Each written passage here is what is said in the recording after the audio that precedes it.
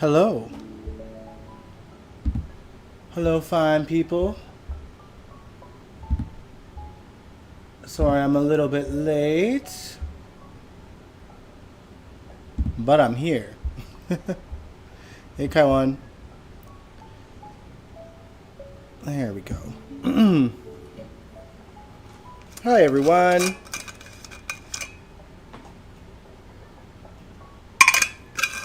I hope you're doing well. I've had a bit of a crazy weekend, but in a fun way. And I hope you guys had a wonderful week. Lots to discuss. I wasn't here Wednesday. Hey, Edmund. But yeah, welcome everybody.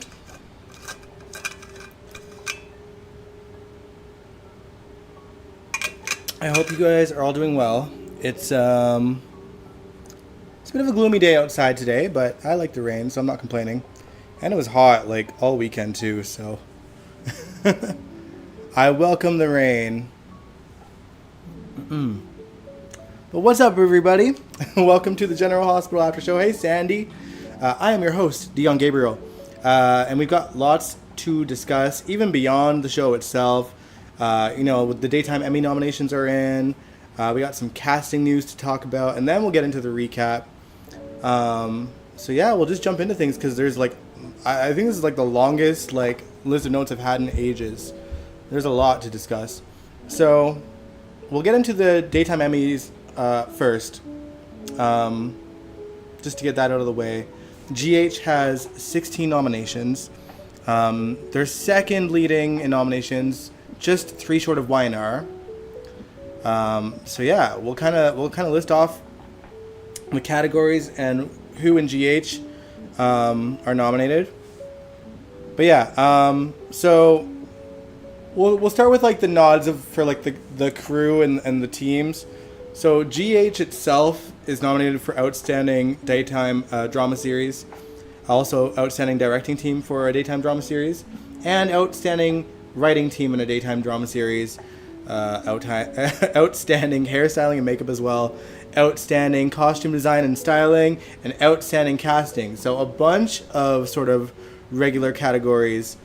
In the category of Outstanding Lead Actress in a Daytime Drama Series, both Laura Wright, aka Carly Spencer, and Nancy Lee Grahn, Alexis Davis were nominated in that category.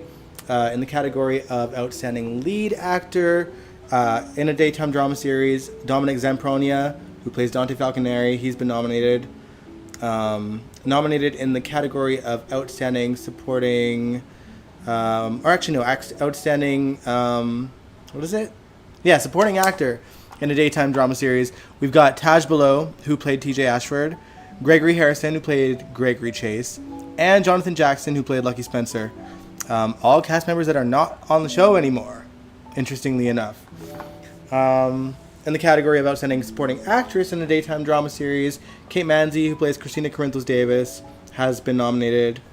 Nominated in the category of Outstanding Guest Performer in a Daytime Drama Series, we have Jacqueline Lopez, who played Blaze, Allie Mills, who played Heather Weber, and Avery Kristen Pohl, who played Esme Prince. Again, cast members that are no longer on the show. I have to admit, so many of these nominations are kind of funny to me because it's been almost a year and a half since we've seen most of them. A lot of these people left in January of last year, so over a year and a half ago. TJ, Gregory, Blaze, Heather, Esme, they've been gone for a long time. Heather's probably the one that's been the shortest amount of time from that set, but they've been gone a long time. And I had to do a double take. I was did this all really happen in 2024? Because it was very early 2024. So I don't know, man. It's just funny. And then Jonathan Jackson, he's already gone off the show. I also wish that there was somewhere where we could see the scenes submitted for all these categories to earn these nominations, because while we do have an incredible cast and crew, I want to know what got them the nomination. What got them there?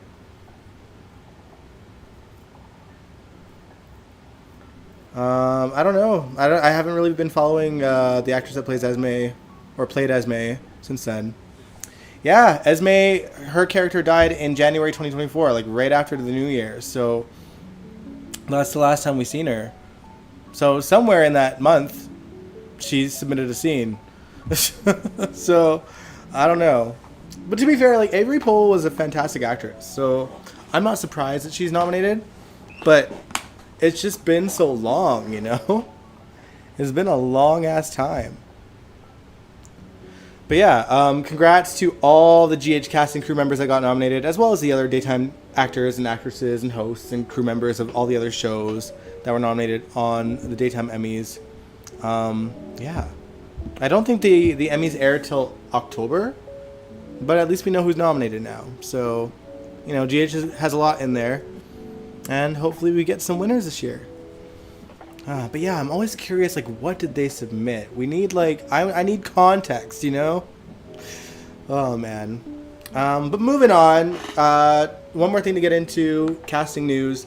Kirsten Storms, a.k.a. Maxie Jones, is going on a long hiatus from GH. The actress is moving to Tennessee, and she asked Frank Valentini for some time off while she and her daughter get settled in their new home, in their new life. And she says that she will be returning sometime in November or December. So I believe the actress that we seen the other day who stepped into the role on that episode is coming back to carry the torch in the meantime. However, we've not seen Kirsten Storm's last scenes play out yet. So most likely something was probably shot out of order, I'm guessing, and so we got to see a glimpse of her. But we're going to see Kirsten a little bit more before she's officially off the show for a few months. But yeah. Kirsten announced this on Instagram, by the way. She made a video. She probably did it on her other socials too, I'm guessing. And I love that she also did her best to sort of nip the rumors in the bud. Even among the comments speculating, oh, it seems like a Chad Duel situation. I think we've all been guilty, one point or another, of jumping to conclusions of what goes on behind the scenes. Myself included, but Kirsten seems to be very open about what her game plan is, or what the game plan is, and when we'll see her again. So, you know, she said that she wants to continue to work there. So she's planning on coming back. She just needs to get settled in first. Frank Valentini apparently was very accommodating to the situation and granted this time off for herself. And I do believe that Kirsten will likely let us know exactly when she's back on set as well, so we can anticipate her welcome return before she ends up on our screens again. Also, in other casting news, Kathleen Gotti, who plays Dr. Obrecht, is set to return. I think I read an article that said that she's been gone for 18 months, so it's been a minute. But I don't think any of us are surprised that she's coming back, given the news of Kelly Thiebaud coming back as Brit. Well, assumingly Brit. But I think Kathleen coming back was even more obvious because we seen Rocco reach out to her by email in Friday's episode. So, not that surprising. And on that note, we might as well get into the show itself.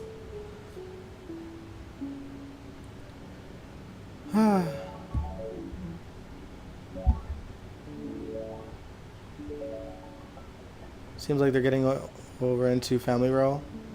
I mean, I don't know. Like I said, I'm not going to speculate on her reasons for moving there, but doesn't Jonathan Jackson live in Tennessee too? Yeah. But it's different for him. You know, he does have other priorities, and, you know, Kirsten Storms, you know, her and Jonathan aren't the same people.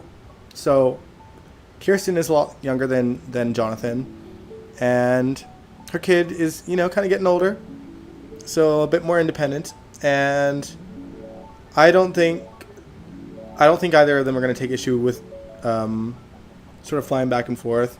There are other cast members that do that on the show too.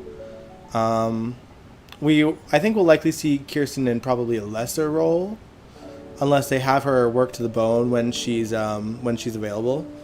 But you know, as long as we get to see her still, I'm down. I love Kirsten Storms. I grew up with her, literally. Like, I've watched her in shows since she was a kid. So as long as she's still willing and able to come to the show, I'll be welcomed to it. But yeah, let's get into the show now. We kind of talked about Rocco a little bit, so we'll just get into him first. So last week kicked off with Rocco confronting Lulu on the Britt Westbourne situation, her giving birth to him. And truthfully, while Lulu has been doing a lot of frustrating things, I do think that she handled how she told Rocco the truth very well. She made sure Dante was in the room so he could be part of the conversation. They made sure to give as much details as they possibly could from that situation, reassuring him that they are in fact his biological parents, how Britt ended up pregnant with their child, and how they found out about it, and reassured him that they loved him and that he was wanted. But Rocco's still young, so he was still a little bit worried and questioning things about Britt. And he went out of his way to hear different perspectives, including reaching out to Jason after Danny told Rocco that Jason and Britt used to be friends. So, he's open to all sides of the story. And he opened up to Laura about how he was feeling as well. Laura's scenes with Rocco were probably my favorite scenes this week, just because it was just so classic Laura to be just this source of comfort for someone who is vulnerable. And she handled his feelings so well. Like, she reassured him that he was wanted, that he was their miracle, so to speak, because they were trying to have a baby. And it was that fact that led them to the doctors that made them discover that their embryo that was in the freezer was gone. So that's how they found out that Rocco existed. So he was wanted. He came a lot faster than they expected, but he was wanted. So they, again, Laura stated, you were their miracle. And he clearly felt a lot better. And also, she basically just encouraged him to just ask all the questions he needed to, do what he needed to do, because it's his life and it's important, and which is likely what led him to reach out to Dr. Obrecht at the end of Friday's episode.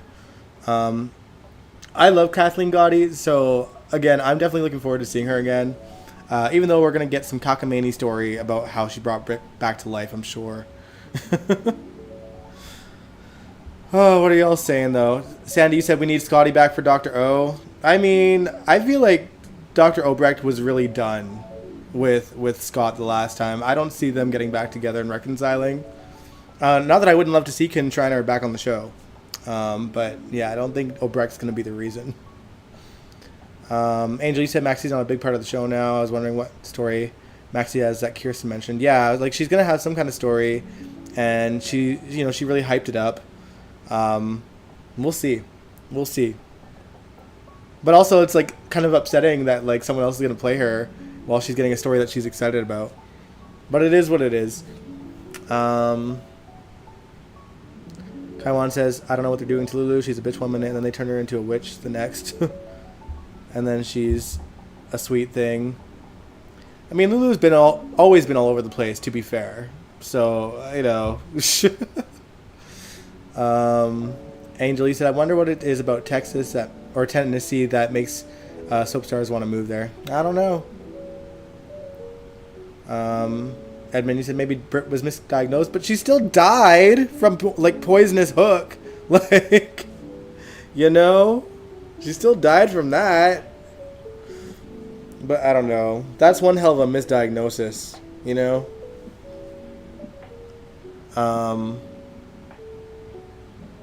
We need Scotty back for the funeral. Of Monica. I mean, do we though? I don't know.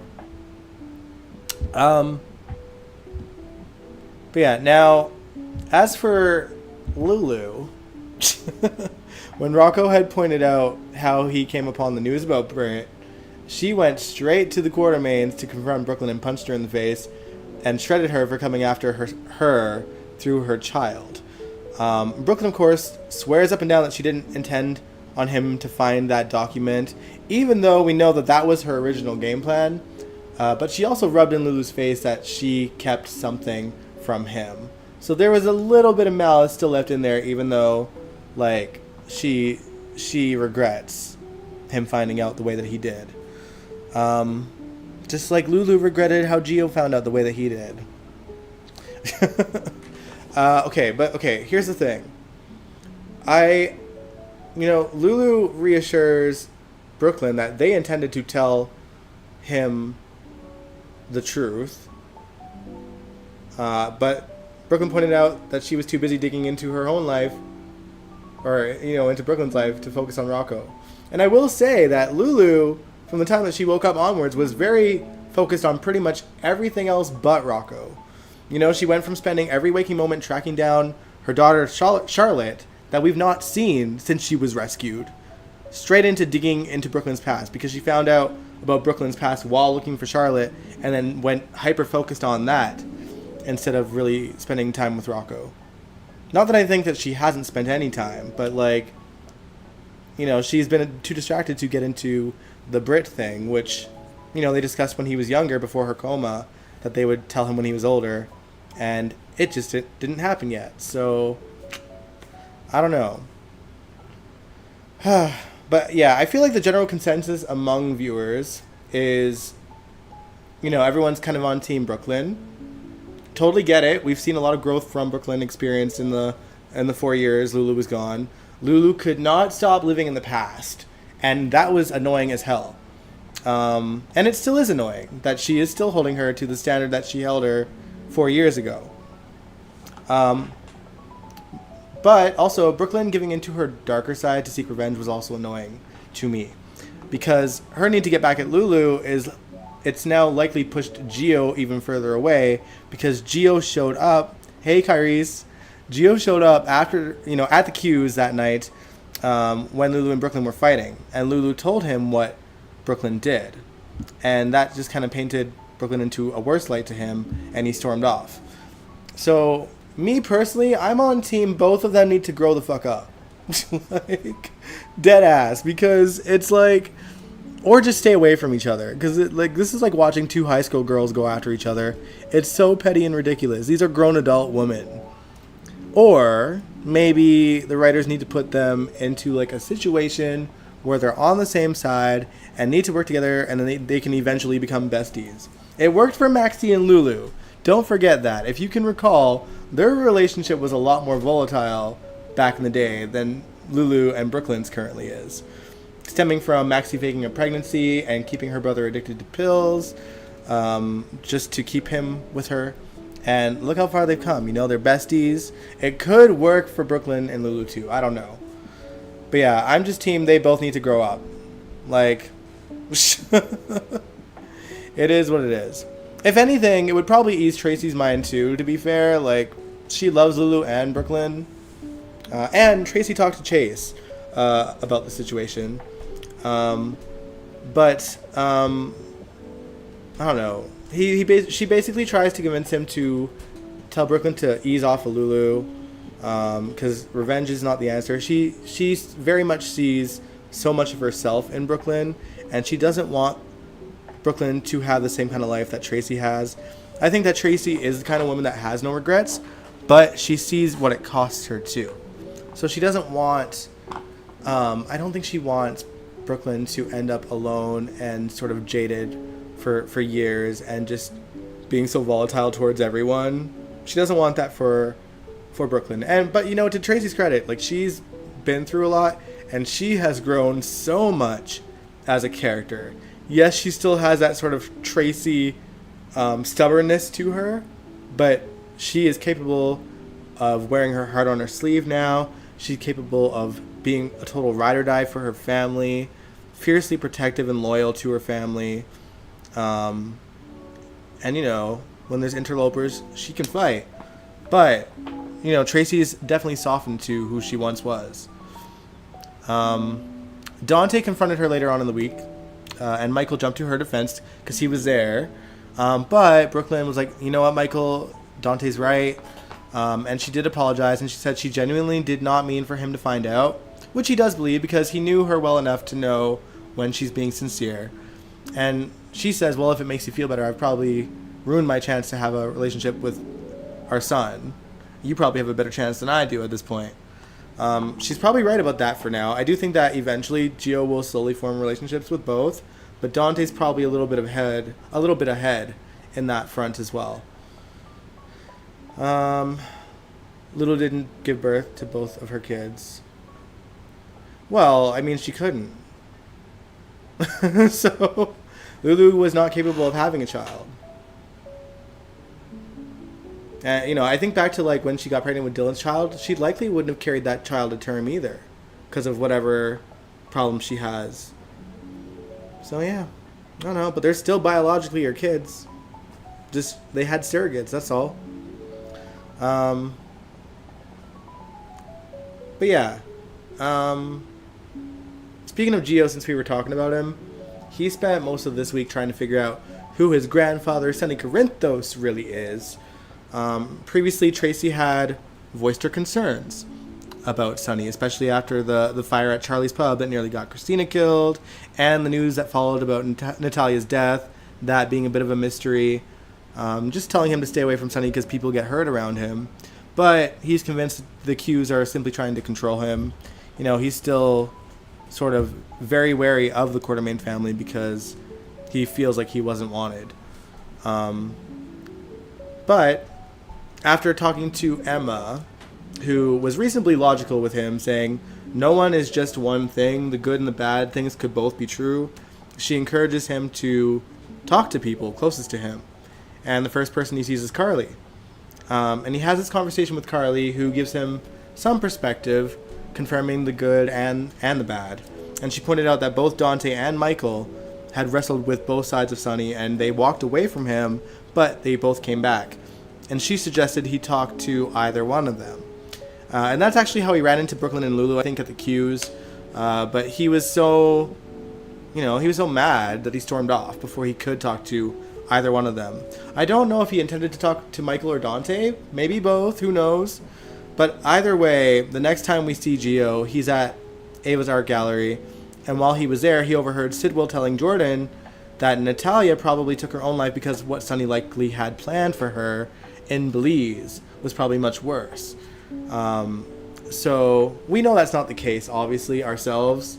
Gio doesn't know if that's the case either. But he decides to go over to Sonny's house and warn him about it. So, you know, Carly happened to be there because Lucas had asked Carly to intervene, worried that Sonny would go after Marco since Christina almost died in that fire, and if Sidwell is responsible, it could escalate in that kind of way. We'll see if that happens. I don't know. Sonny seems to want to go after Marco. But yeah. Anyway, after Carly leaves, Gio tells him what he overheard Sidwell talking about, and Sonny demands Gio stay out of it and to stay away from him. Because he doesn't want to put him in any danger, obviously, with things being so volatile right now. So, as much as Gio loves Sonny, I think he finally caught a glimpse of who Sonny can be. That's kind of been shielded from him this whole time. And he's now understanding the gravity and reality of Sonny's life and what it means. I don't know what that will lead to for Gio, but we'll see. What are y'all saying in the chat, though?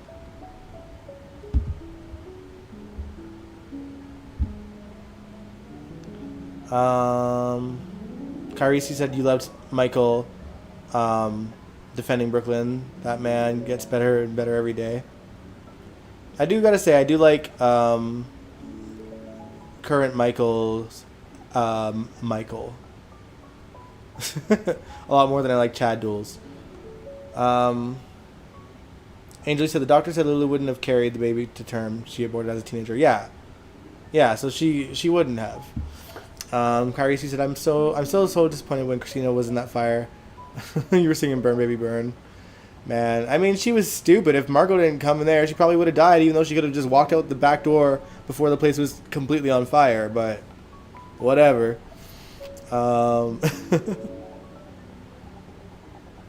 Successful story for Gio. Sorry, I don't understand what you mean. But yeah, so let's kind of touch base on Sidwell and Marco a bit more this week. Sidwell had no problem feeding into Marco's idea that Sonny killed Natalia, likely with the goal of having his son get his hands a little bit dirty with the shadier dealings that Sidwell tends to have. I think he'll likely take the bait since his grief has taken over things for him, but at least he was smart enough to notice when Ezra Boyle was politicizing his mother's death for his own personal gain, and he called him out on live TV, rightfully so. Ezra is so obsessed with using Sonny as a weapon against other politicians. It wasn't even the first time this week that it happened. He tried to live stream earlier in the middle of the police station when Laura and Sonny were hugging in the interrogation room, which is illegal, by the way. Not that he cared. He seems to be among the ilk of politicians who are a little too comfortable with breaking the law to impress the bottom feeders in their own base. But mind you, I don't know if like his base would care if it was illegal or not. Or if they're just even smart enough to figure out that that is legal. But I'm thinking it's probably a good mixture of the two. But Marco also tells Laura, who also happened to be there at the hospital, that he doesn't like how she seems to turn a blind eye when it comes to Sonny. I gotta respect the man for not being swayed by, like, one way or another by either politician on either side. He just needs to channel that intuition to his own father, though, and see, you know, the manipulation that's going on there. For the record, I still do think that Marco definitely has a right to be mad at Sonny. After all, while they can only speculate what Sonny may or may not have planned for his mom once she got on the plane, having not much context to what their relationship was, he did at the very least know that she was about to leave the country and go into hiding for the rest of her life away from her family that didn't really want anything to do with her anyway. And, you know, like, it didn't matter probably what Natalia wanted. It's just the best thing for Sonny. So he has a right to be mad at the very least that. I just don't want him to be pulled into his father's criminal dealings. You know what I mean? But yeah. Speaking of crooked politicians and criminals, let's talk about Drew.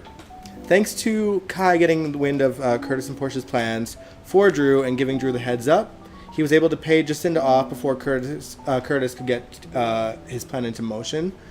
And as a result, Curtis has to do more of Drew's bidding, writing an article about Natalia and Sonny and whether or not he's connected to her death. Kai actually came to Curtis and confessed that he was the reason that Drew found out, which I was surprised about. Curtis was obviously upset, but he's like, you know what? The only person you have to answer to is Trina. And when Kai tells Trina the truth, she is furious and basically dumps him because he put his loyalty for Drew ahead of loyalty for Trina and her family.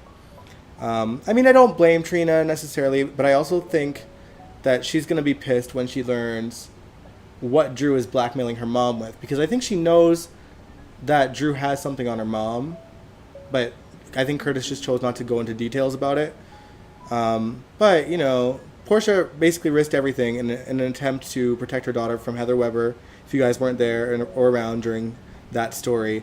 And Trina back then had established with her mom that if Heather was truly cured, she should get a second chance at life. And if not, Trina was capable of protecting herself if need be. So now Kai is down one girlfriend and one football career with nothing but Drew to keep his bed warm at night. But now there's no reason for him to stay in Port Charles. So something tells me we've either seen the last of him or they'll try to redeem him somehow by maybe catching wind of Drew being deliberately shady and doing something illegal. And he could run to Curtis and Portia about it as like a redemption thing. But I don't know. Now, where do I stand on this whole thing? Here's my thing. I think it was a mistake for Portia to drug Drew. Like that much is true. And I also think it was a mistake for Curtis to sort of roll with that and throw Drew under the bus based on that lie. Because the dude gets cocky and slips up all the time. In so many ways. Pretty frequently to begin with.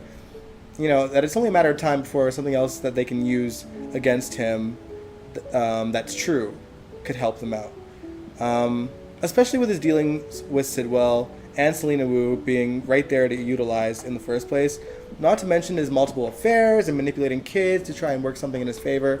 But since this is where we're at, I think the only solution for Curtis and Portia is to take Drew's power away from him. Portia should face the consequences of what she did to Heather, and Curtis should step down from Aurora and hand the reins over to Michael, because then he can't use them anymore. And yeah, like, Portia might do jail time or community service, since it didn't really keep Heather in jail for that much longer, honestly.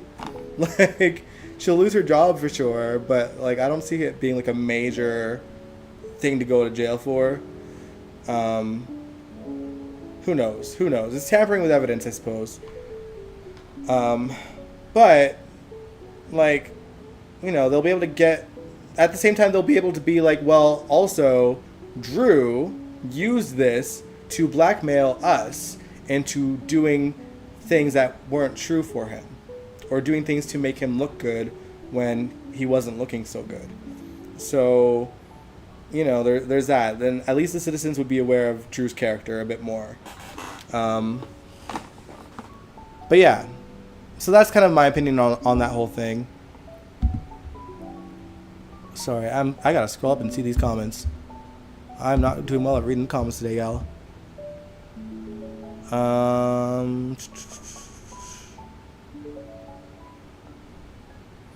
Kaiwan, you said, I'm loving it with Drew, and I think Kai is not a bad person. I don't think Kai is not a bad person either. Like, I totally get, like, his reasoning. He has no reasons to see Drew because he doesn't know him. The entire town has seen that Drew is a garbage person, but, like, he's been nothing but kind to Kai, so, like, I don't blame him.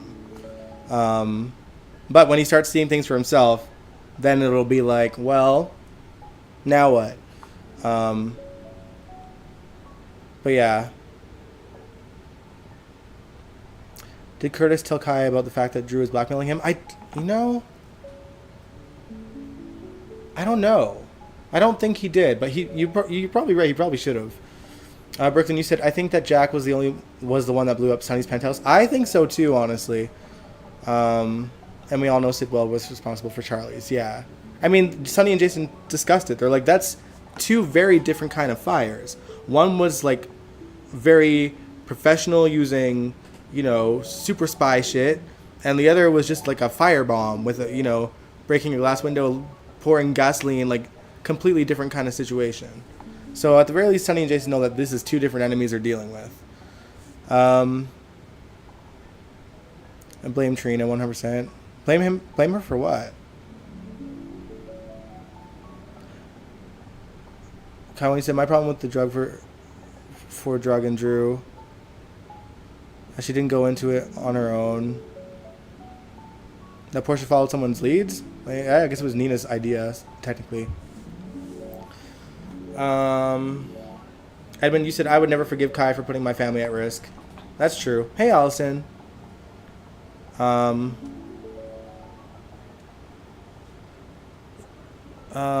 Hey, is Sasha really leaving? I don't know. I mean, we're definitely going to talk about that. Actually, we're going to talk about that right away. So we'll just get into it. But yeah.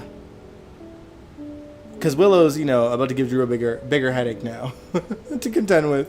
So this week, we learned that it was in fact Willow messing with Daisy around the house at the Q's and trying to make Sasha think she's crazy. On the 4th of July, Sasha panicked when she realized her baby was not in the nursery where she was, and she called the police. She looked around the house first, didn't find her anywhere. She wasn't in the bed that was inside the living room of the Q's. And she called the police. But in the end, the baby was found in the living room, which she had already checked before alerting authorities. Now, while most people are convinced Sasha's just tired and getting mom brain, like in the house, I mean, we know it's not the case, but everyone in the Q's house thinks that could be the case, especially given her past with mental issues. One person who truly believes her is Michael. And I actually love this because Michael's pretty much had a front row seat to a lot of Sasha's life. And he knows what she's like when she's going through a mental episode to know that this is not what's going on. Sasha's got all her faculties this time. There's something going on here. And, he knows how strong that she's become ever since and how she's persevered. Sasha feels it's best to leave Port Charles, though. I'm not 100% sure she actually is, because I haven't seen any credible post that Sophia Matson is leaving. But I hope that Michael manages to figure out it was Willow somehow, so that Sasha can come back. Michael is devastated, though, obviously, because that's his daughter, and now he can't be in her life. And Sasha doesn't want him to upheave his life for Wiley and Amelia either. But yeah, I will say that the fact that this big-ass Quartermain mansion, when it comes to sinister comings and goings that have happened many times throughout the decades, does not have security cameras anywhere. Are you kidding me? Like, the Q house doesn't have security cameras anywhere? Anywhere. That big old property. Like, that's... And then also, like, no actual video nanny cam for the baby. Because, we got rid of it ever since I saw Drew and Willow doing the dirty in the toy room. Like, what? That's not a reason to get rid of it. Delete the footage. But, like, keep the nanny cam. You have a baby. You have children. Oh, lordy. But yeah, be so for real with that, you guys. Get some damn cameras. It's not like Willow appeared and disappeared into thin air. Like, there would be footage of her roaming around. Angela, you said Sophia Matson posted that she's in Sweden, but she could be on vacation. Yeah, that's the thing. Like, GH goes darks for like 3 weeks at a time, so it's not necessarily like she's gone. She could just be on vacation during that downtime.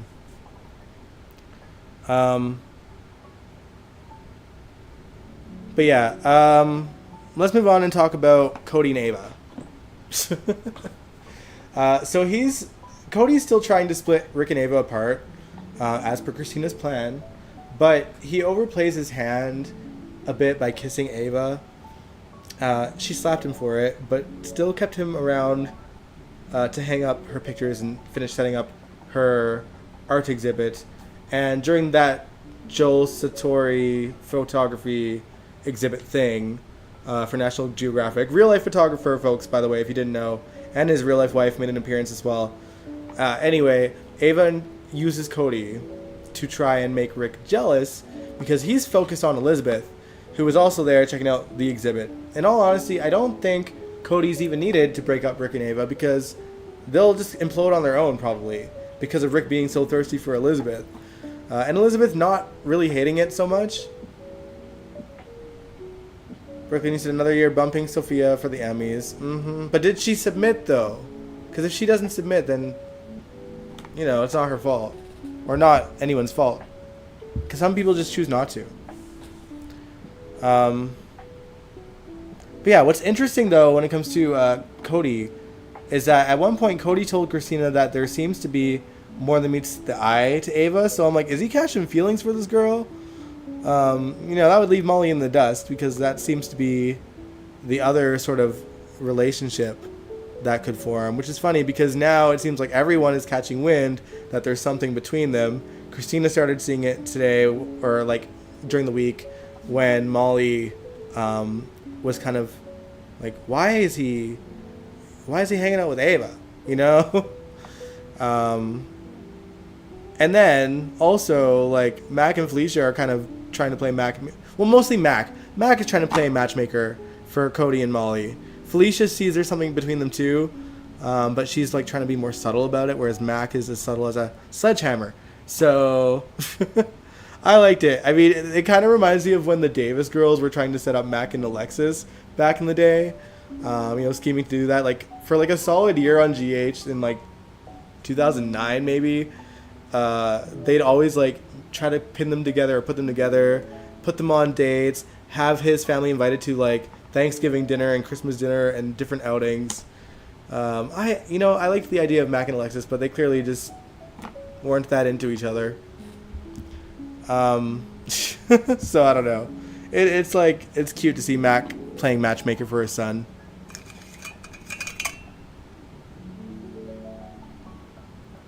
Um, let's touch base on Emma and Jocelyn. Joss basically staged a breakup with Vaughn for Emma to see, so she'd latch onto him, and she took the bait. She even trying to make Jocelyn jealous, holding her hand or holding his hand. Sorry, oblivious to the fact that she's being manipulated herself.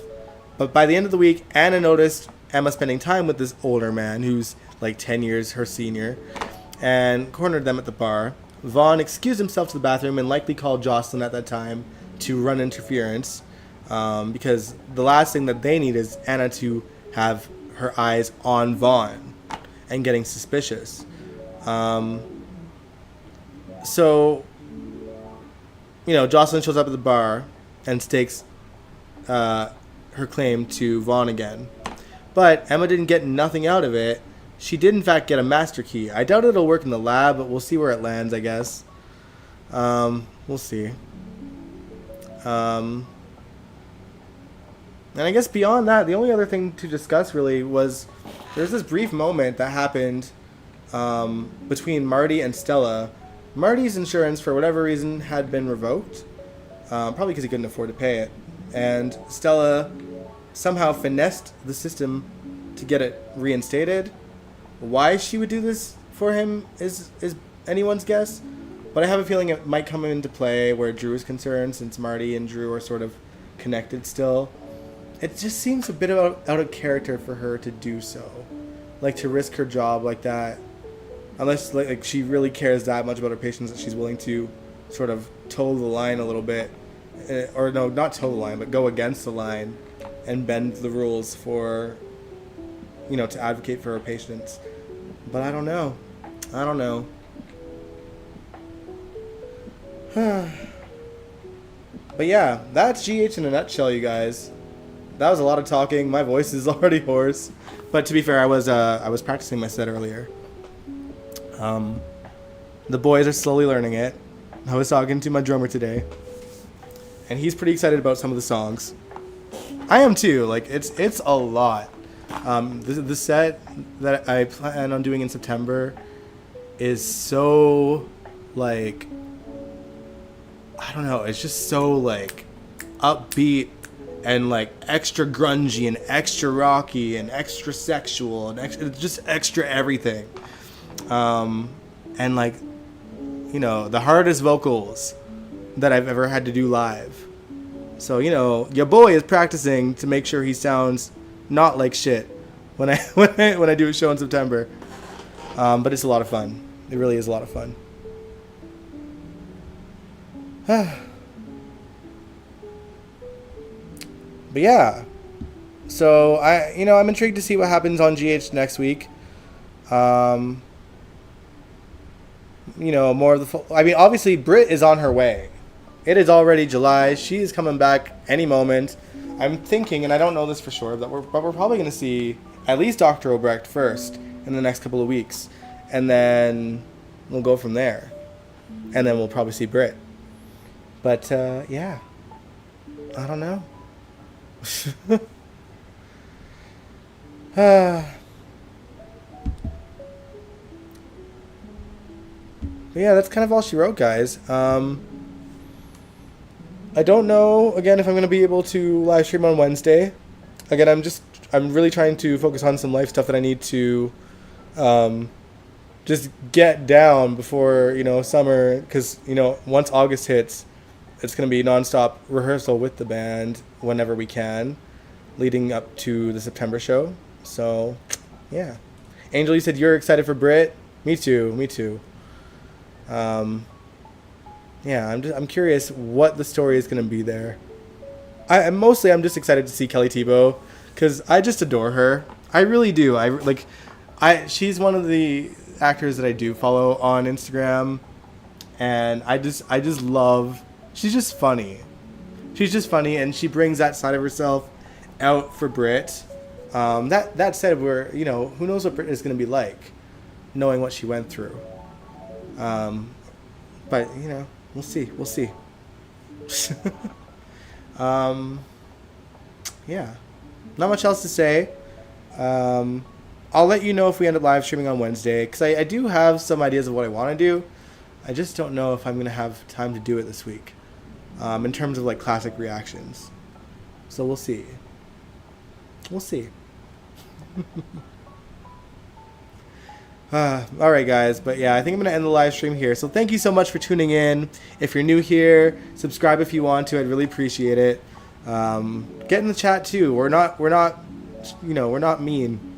At least I don't think so. I hope not. It's a chill chat. It's a chill chat. But yeah, thanks so much, guys, for watching. If you liked this live stream, give it a big old thumbs up. Subscribe if you want to, and I'll see you, if not Wednesday, for sure next Sunday. All right. Peace out. Old Brit scenes, I can't because it's like past 2013. So like a lot of that stuff gets flagged and shut down. So not Brit, but I have other scenes in mind in reference to current storylines. That's the only hint you get.